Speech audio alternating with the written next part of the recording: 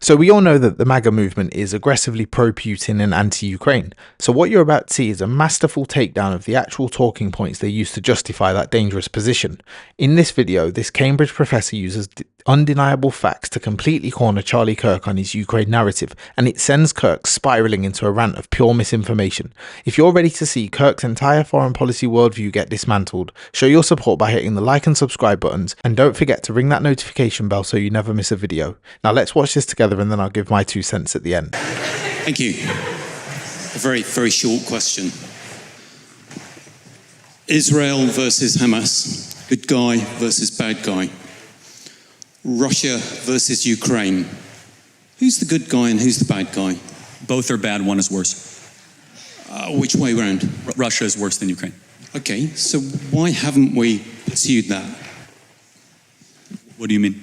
Well, it seems to me that in the whole of the current US proposition, that Ukraine is being the bad guy.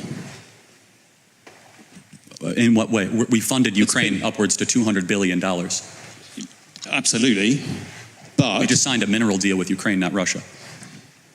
Yeah, but you are expecting Ukraine to give up 20% of its territory to someone who invaded it. Well, is Crimea part of Russia or Ukraine? Ukraine. That's where we don't agree. Well, I'm afraid that's part of international treaty. That's not up for grabs. Well, it's interesting. I mean, that's hold on. I mean,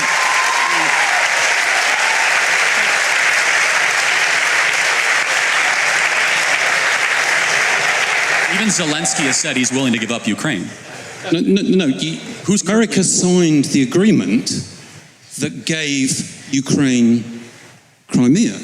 Right. When the Soviet Union ended. Right. It was done. First of all, it never should have been done. It was largely ceremonial.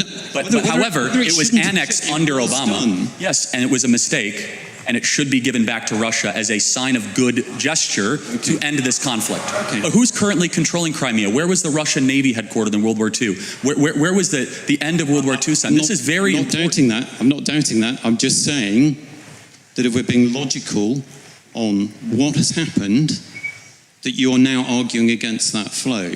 And I don't understand it. Because actually, why is Ukraine the bad guy?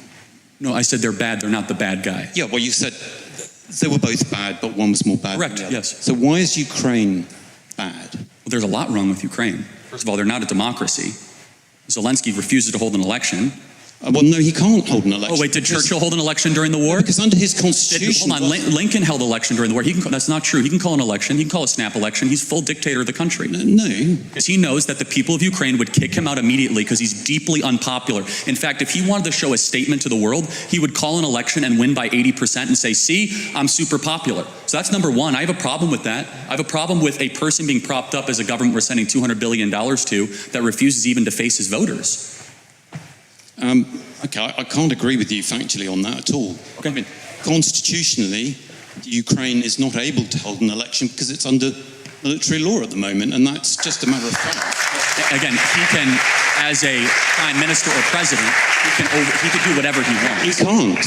Okay, all right, we're going to just go back and forth. He can't sign an executive order and change their constitution. Okay. Neither can the American president either. So hopefully there's a bit of... He could even do a ceremonial election to see where he actually stands with the people. I think we call those opinion polls. Yes, and they're very negative. Firmly ahead in the opinion. Again, but you would agree that a person that holds on to power without the election of the sovereign is pretty questionable. No, not in those circumstances. Okay, then we disagree. No, okay, that's fine. That's fine. But give me another reason why you... They are the most corrupt country in Europe that never even met the most remote standards of joining NATO.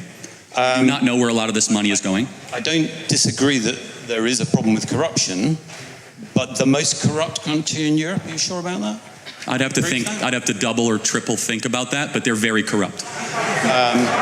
Okay, so that's a little bit doubtful. It's not absolute. Well, I mean, well, there's plenty of corruption around. I mean, let's face it, we are talking about comparison with some of the states you're doing business with in the Gulf. Oh, of course, but we're not giving them money, they're giving us money. That's a difference, right? Saudi Arabia. Oh, so it's fine. Well, hold on a second. It's morally acceptable to take money from corrupt people. Well, hold on. First of all, as far as morally acceptable, you do what's best in the benefit of your country. And so, for example, we were allied with Russia during the Second World War, and I'm glad we were. And I would ask you, don't forget, how much money is too much money to send to Ukraine? We're at 200 billion right now. I don't think you have to send any more money to Ukraine. We agree. I think you have to agree to support them as a free country and perhaps sell them weapons, like you're very happy to sell weapons to less free countries. And I think Europe will pick up the slack, as we ought to. And I don't disagree with some of the comments about Europe not looking after its own security. I just don't get this approach, which was supposedly to end the war quickly, which now seems to be elongating it, and in doing so, throwing up a smokescreen of very variable facts, if they are facts at all, about how things occurred, which actually isn't helping things. And if people can't see that Putin is stalling, I agree with you. I think he might be stalling. And therefore, and I think even your president has acknowledged the fact that he thinks he might be stalling. That's correct. So we don't have a disagreement there. No, we don't. No, we just have a disagreement about the efficacy of tactics, and we don't know. And I'm willing to say we could be wrong. No. Oh well. Of course, you could be wrong in life. Yeah. I mean, we could all be wrong, but actually bringing that war to an end consistently actually isn't going very well. And I would just suggest to you that whatever tactics have been used are perhaps not the best, and they are certainly inconsistent with what's going on in the Middle East and how America has been treating parties in the Middle East.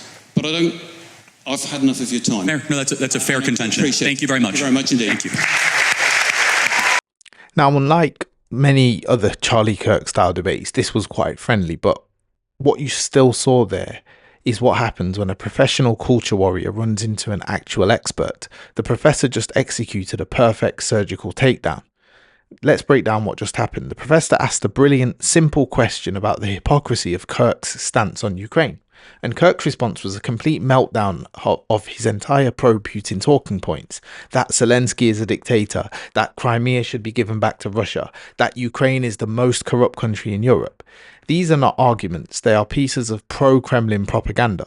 And the professor's calm, simple response, "I can't agree with you factually on that at all," was the perfect shutdown. He refused to be dragged into the mud. He stood on the side of verifiable international law. This wasn't a debate, it was an exposure. It was a moment where the MAGA movement's bizarre and dangerous alignment with Vladimir Putin was laid bare for all to see. So what do you think? Was this an effective takedown by the professor? Let me know in the comments below, and if you enjoyed this breakdown, make sure you hit the like, subscribe and notification bell for more. Thanks for watching.